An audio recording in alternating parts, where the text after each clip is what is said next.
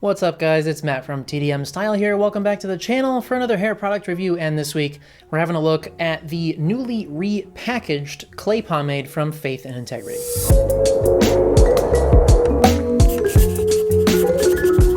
So straight away, before we get started, I do want to mention, so this was, Frank updated all of his packaging and labeling, but the formula of the clay pomade is the same. The only difference between this and the old one, as far as the formula goes, is that he decided to use a different preservative, but that doesn't affect, you know, the styling. So we've looked at a few things from Faith and Integrity at this point, and we're finally getting around to the clay pomade, and this one advertises a lightweight dry clay with a firm hold and a matte finish. So since the main thing here is they kind of rebranded the packaging, let's take a look at that first. We always look at that first anyway, but yeah, so we can kind of look at these a little bit side by side. So this is the old packaging here, which was a 4-ounce, just kind of, I think that's amber still, I don't know, black plastic lid and green label. And so now the new packaging is kind of that a little more of a standard looking pomade jar. So still the amber plastic jar, but we've got the black and white aluminum lid and then some new labeling. And as far as the pricing goes, this does come in at $17 US. And the other thing, so when Frank launched the new branding of his products, he also launched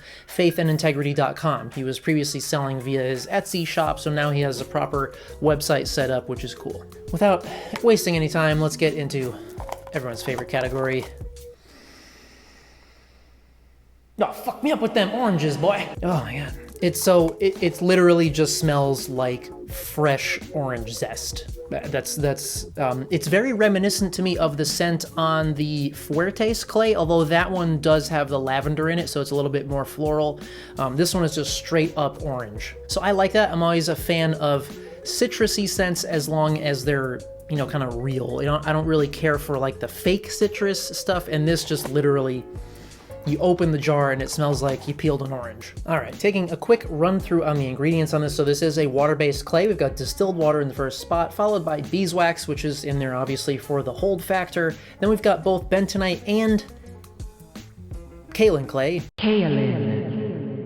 We've got some mango butter and polysorbate 80 microcrystalline wax. We've got some avocado oil and grapeseed oil in there, fragrance, and then a couple of preservatives down the bottom. So as I mentioned, this is advertised as a lightweight, dry clay meant to give you lots of texture and volume, and it is meant to feel softer and more conditioned later in the day after it's been in your hair for a while. Taking a look inside the jar on this one, we'll see something that we're all pretty familiar with at this point as far as clays go. It's this kind of grayish colored product. It does have a little bit of a firmer top layer, but the scoop is easy enough, just a little bit of pressure to get it out of there. And then the breakdown is nice and smooth as well. And you can certainly feel the dryness from both of those clays, as well as a bit of stickiness from the beeswax as you break it down in the hands. All right, now getting into the demo footage for application and styling. So as usual, we're starting out here with clean, blow-dried hair, and I forget, but I pre-styled with some type of smoothing pre-styler, as I always use because my hair is coarse and shit. And so especially with a dry clay like this one, and it is dry, if you have a wavy or coarser, drier hair type like I do, I highly recommend that you pre-style with some type of smoothing option, whether it's a serum or 25 spray or a, you know, some kind of tonic or whatever. It doesn't matter, but just something to give your hair a little bit more frizz control, reduce the coarseness of it, because as you go in with this, you will see straight away that bitch dry. So it's meant to be dry, and it is, and it's not overly so. So it certainly doesn't feel like, you know, something like quicksand or whatever that just turns your hair into a fucking desert. No, this isn't like that. You will certainly feel some stickiness. There is going to be some tug and pull in there, and so again, for a person like me with a coarser, wavy hair type, it does lend itself to that kind of tangly ends feeling a bit, but it's not unbearable. So here we are with the final look. So as you can see, it is immediately completely matte. We've got some nice clay texture. It is definitely lightweight, so even, you know, with my hair at its current length, which is down to like my top lip now, it's about 7 inches long probably in the front. So even with that length of hair, you can build in a pretty decent amount of volume. Now, as far as the hold, So again, with my hair at this current length, for me, I would say it's between a medium and a medium firm. It's not real firm for me, but with that being said, I can definitely see it being more of a proper firm hold for people with a bit shorter hair, especially if you've got like a shorter textured look and you're doing kind of like a spiky thing. I think it would definitely be more of a firm hold for that. Now, as far as the endurance, I done fucked up. You suck!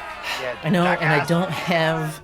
I thought I had it, but I don't have the footage of that day that I styled the demo. I don't have the endurance footage on that, but you just take my word for it that, again, with my hair at this length, it does kind of have a bit of deflation and breakdown, as I mentioned, with more of like a medium to medium firm hold, and with medium products, that's what happens. So I actually do have it in my hair as well today. It's been about 8 hours since I styled it in, and today I styled it into a similar look as to what I had in the demo footage, but then I went rock climbing, and so I've been sweating, so it definitely... like my waves started to come out a little bit, just because, you know, my hair got wet with sweat and whatever. So this is what happens. I actually kind of really like the look that it's turned into. And so at this point now, it is still dry feeling. So you can see I still get a little bit of that tangly ends thing. But with that being said, at this point in the day, it is feeling softer and a little bit more conditioned than it was when I first styled it in, which is something that my wife noticed actually too, because we're driving to the gym, and sometimes when we're driving, she'll like, you know, run her fingers through my hair and stuff. She's like, "Ooh, this one's a little bit sticky." Phrasing? But then, yeah, later after we got home and we went shopping, whatever, and so now she agreed that it is definitely feeling a bit softer, a bit less sticky, although it does still have that characteristic clay dryness. Now, as far as the washout on this one, super easy. Yeah, I find it comes out pretty much the whole way with just water. You probably need a little bit of shampoo just to get it totally out because of the couple waxes and stuff in there, which is totally normal, but to me that's an easy washout because I always use shampoo and conditioner when I wash my hair anyway, so no problems there, no issues with buildup or anything like that. So overall thoughts on the Faith and Integrity Clay Pomade. I like it. It's not my favorite.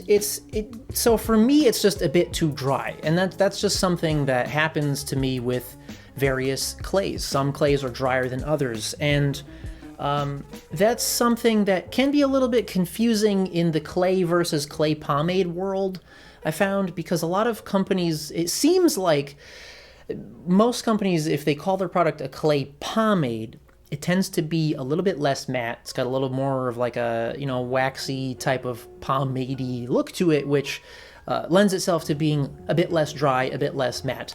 So this one, they advertise it as a lightweight dry clay, and that's exactly what it is. So yeah, someone with a coarse, wavy, thick, drier hair type, this isn't my ideal product just because it does have a lot of that dryness and stickiness in application, which is just kind of a bummer for me. Yeah, it does feel a bit softer later in the day, and the dryness does help give it a really nice texture and help to keep it, you know, kind of lightweight and give you that gritty, like voluminous look. But as far as the rebrand and everything, I definitely like the new packaging better than the old one. I like the labeling design. I think it's just a little bit cleaner. They're easy to read too. The old labels were kind of hard to read.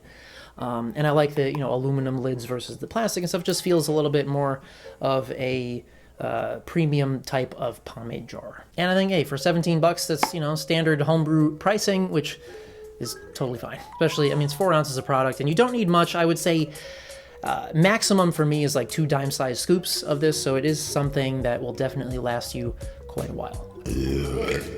So that about wraps things up for today's video, guys. I hope that you enjoyed this and found it helpful. Please do stay tuned. I've got some more goodies coming up soon. So many products to get through. So I think next we're going to be taking a look at the new black clay shampoo and conditioner from Shavu. We've got a review of Strix cosmetics for men. We've got all sorts of shit coming up. So if you haven't already, please do hit that subscribe button down below to keep up to date with everything. And as always, thank you guys so much for coming by and watching, and we'll see you at the next one.